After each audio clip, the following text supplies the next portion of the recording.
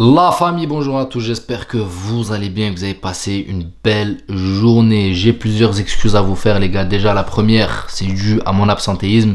Ça fait 4-5 jours que j'ai pas fait de vidéo. Bon, 4-5 jours, vous allez me dire c'est rien. Mais pour YouTube les gars, c'est beaucoup 4-5 jours. Donc c'est pas parce que j'avais le seum par rapport au match contre l'Espagnol Barcelone ou quoi que ce soit, non.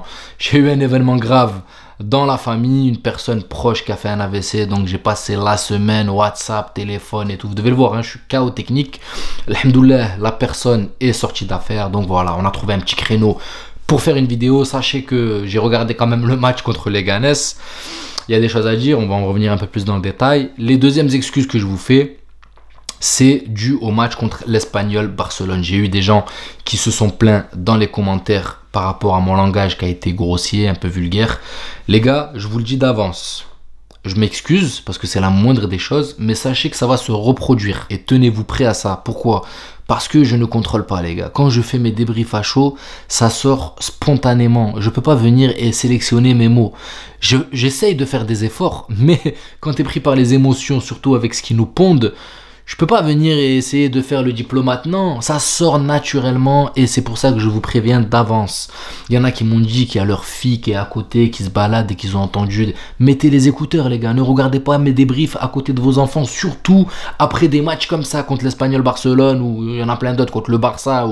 Mettez vos écouteurs. N'écoutez pas à volume plein à côté de vos enfants. Je vous le dis clairement d'avance. Ne me tenez pas responsable, les gars. Je suis désolé. Ça sort tout seul. C'est spontané. Je n'ai pas de... Voilà, c'est émotionnellement que je réagis. Donc, peut-être que c'est une erreur que je fais. Mais, voilà, je suis comme ça et j'en suis désolé. Et je tiens à m'excuser parce que c'est quand même la moindre des choses. Maintenant que ça c'est dit, les gars, on rentre sur ce match contre Leganés. Alors... une petite compo, une nouvelle compo affichée par Carlo Ancelotti avec une défense centrale complètement remaniée parce qu'on n'a pas le choix. Rudiger blessé, Militao blessé, Alaba retour déjà blessé. Donc on est obligé de faire avec le petit jeune Raúl Asensio et un nouveau Jacobo Ramón. Alors Asensio, il a fait des erreurs aussi sur ce match les gars. Il a fait des erreurs sauf qu'elles sont passées inaperçues. Pourquoi ? Parce que en fait, il a déjà fait ses preuves sur les matchs auparavant. Ça veut dire que même si maintenant il y a quelques erreurs qui se glissent, tu les remarques moins. Parce qu'il nous a déjà montré qu'il a les épaules, qu'il a du corps, qu'il a de la vitesse et qu'il est capable de remplacer. Et qu'il peut même être postulé à une place de titulaire à l'avenir, pourquoi pas. Jacobo Ramón, on se met à sa place les gars. Alors, quand tu es un petit joueur comme ça de la Castilla et que tu veux faire tes preuves, c'est quitte ou double. Ou tu vas venir et tu vas nous sortir un match masterclass parce que tu arriveras à résister à la pression. Et on va dire, waouh, on a une pépite à la Castilla et on ne l'utilise pas. Ou, malheureusement, la pression va être tellement haute que tu ne vas pas assumer.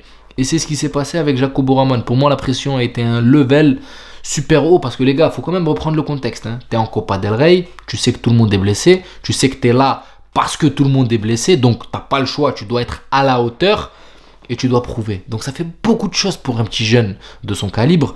Maintenant, comme je vous l'ai dit, ça ne veut pas dire qu'à l'avenir il sera mauvais. Mais voilà, c'était quitte ou double. Peut-être que Ancelotti, d'ailleurs, c'est un joueur qui donne généralement des chances à ces joueurs qui sont nuls sur une période, même s'ils ont déjà prouvé à l'avenir. Précédemment, pardon.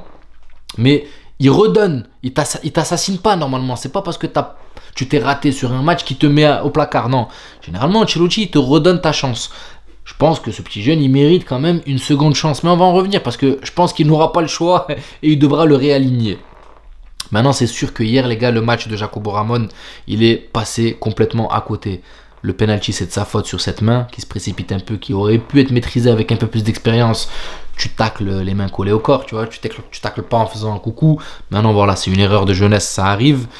Il y a des têtes qui remet, tu as l'impression qu'il va boxer, il va t'envoyer une belle tête, frère. Il la remet dans la surface de réparation, ça devient dangereux. Voilà, il est impliqué sur beaucoup d'erreurs face à cette équipe de Leganés. Comme je dis, moi, je ne peux pas lui en vouloir. C'est son premier match, je ne m'attends pas à ce qu'il me fasse une masterclass. S'il a fait, tant mieux. Maintenant, s'il y a des loupés, on peut s'y attendre. Il manque de régularité. C'est des jeunes qui jouent jamais en équipe A.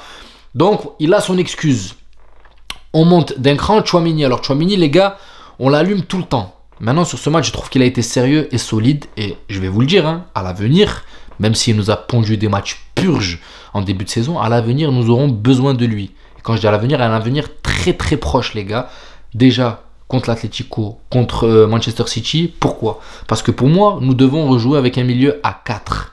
On doit rejouer avec un milieu à 4, les gars. Un milieu à 4 comme on a joué la saison dernière. Si on veut tenir les échéances. Pourquoi? Parce que la saison dernière, quand on jouait avec un milieu à 4, bien compact, qui est là et qui font un vrai pressing, en défense, même si tu pouvais mettre Vasquez en défense centrale, ça allait parce que tu avais un milieu déjà, il fallait venir passer ce milieu de terrain avant d'atterrir en défense. C'était très compliqué. Et là, on va avoir besoin d'un Bellingham qui redescende d'un cran et d'un Tchouaméni qui soit solide, accompagné ou d'un Valverde en forme. Mais je pense que Valverde va être latéral parce qu'il n'a pas fait un match dégueulasse. Et d'un Camavinga qui revient apparemment, d'un Tchouaméni qui doit être là, d'un Bellingham. Bref, il faut que le milieu de terrain soit vraiment opérationnel pour les échéances qui arrivent parce que la défense ne le sera pas, les gars. On est une passoire, on est un gruyère. Alors si au milieu de terrain ça passe comme du beurre et en défense ça passe comme du beurre, on est dans la merde. La surprise pour moi, Endrick en attaque, Rodrigo, les gars. Rodrigo, honnêtement, c'est le joueur prime du moment. Il n'y a que lui qui se démarque. Moi je vous le dis clairement, hein, c'est le seul qui se démarque. Que ça soit niveau comportement, là où tu le places, à droite, il ferme sa gueule, il va à droite. À gauche, il ferme sa bouche, il va à gauche, même s'il est content. Devant, il ferme sa bouche, il va devant. Il y a pas, quand il sort à la 60e ou à la mi-temps, il sort, il ferme sa bouche, il parle pas, il fait pas d'histoire, il fait pas de cinéma. Pour moi, c'est le joueur exemplaire qu'on doit avoir à l'heure actuelle parce qu'il nous procure un très beau football. D'ailleurs, le plus beau du moment au Real Madrid, il n'y a personne qui joue de la même manière et avec une exemplarité de comportement. D'accord? Pour moi, s'il y en a un qui est vraiment exemplaire et exempt de tout reproche, c'est Rodrigo. Donc Rodrigo nous sort un match magnifique. Endrick, c'est comme tout. Je sais que si il est régulier et qu'on le fait jouer beaucoup plus souvent et qu'il y a une rotation qui s'installe avec Mbappé ou quoi, il mettra des buts. Il aura ses stats, je m'inquiète pas du tout. Maintenant, j'en attends un peu plus de sa part, les gars. Pour un jeune, il doit montrer plus de niaque. Pour moi, il doit montrer plus de niaque. Il doit montrer qu'il a faim. Il met son but, il est bien placé, très bien, mais j'en attends plus de Endrick, les gars. J'en attends comme Arda Güler la saison dernière. Quand il rentre, il nous fait des miracles. Je vous l'ai déjà dit, je vous le répète, j'en attends beaucoup plus de Endrick. Arda Güler, c'est plus ou moins la même chose, tu vois. Il fait son match.